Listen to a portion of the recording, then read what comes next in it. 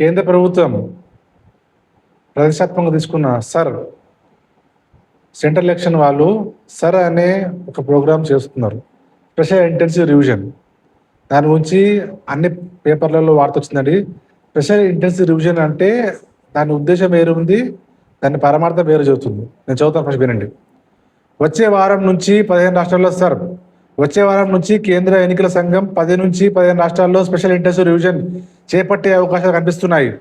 వచ్చే ఏడాది అసెంబ్లీ ఎన్నికలు జరగనున్న అస్సాం, తమిళనాడు, పుదుచ్చేరి, కేరళ, బెంగాల్ తొలుత ప్రక్రియ ప్రారంభం కానుందని అధికారులు వెల్లడించారు. 15 రాష్ట్రాల్లో అనేది వాళ్ళు చేయబోతుర్రంట. మీకు అర్థమవుతుందా? ఆల్రెడీ అనే ప్రక్రియతో బీహార్లో కొన్ని వేల లక్షల ఓట్లు వాళ్ళు తీసేయడం జరిగింది. అంటే బీజేపీకి అనుకూలంగా ఉండే వాళ్ళ దగ్గర ఓట్లు పెంచిర్రు, ప్రతికూలంగా ఉండే కాంగ్రెస్ పార్టీ ఓట్ బ్యాంక్ ఉండే ఏరియాల్లో ఓటర్లను తీసేసారు. అదే చెప్తుంది రాహుల్ గాంధీ.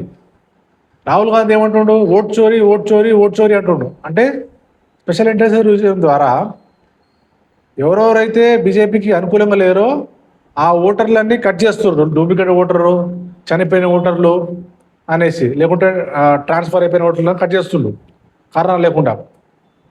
ఈ పేదవాళ్ళు, ఈ గరీబోళ్ళు ఆ రోజు ఓటింగ్ చేయడానికి వెళ్ళినప్పుడు మీ ఓటు లేదంటారు ఓటర్ లిస్టులో, ఓటర్ ఐడి కార్డు ఉంటుంది. అంటే ఇట్లా వేసి ఎన్నో రాష్ట్రాల్లో బీజేపీ గెలిచిందని రాహుల్ గాంధీ గారు ఆరోపిస్తున్నారు. ఈ స్పెషల్ ఇంటెన్సివ్ రివిజన్ ఇప్పుడేం చేస్తున్నారు? 20 ఏళ్ళ ముందు జరిగాయి ప్రతి రాష్ట్రంలో. 2002, 2005, 2006 ఇలా జరిగినాయి. 20 సంవత్సరాల తర్వాత ఎలాగైనా బీజేపీ అధికారంలో రావాలని ఇది ఒక కుట్రగా భావిస్తున్నారు ప్రజలు కూడా, రాహుల్ గాంధీ కూడా. ఇంకా ప్రజల్లో కూడా అనుమానం అనేది ఉంది. Special intensive revision, it is a danger for our country. It is not allowing people to tell their mandate to government.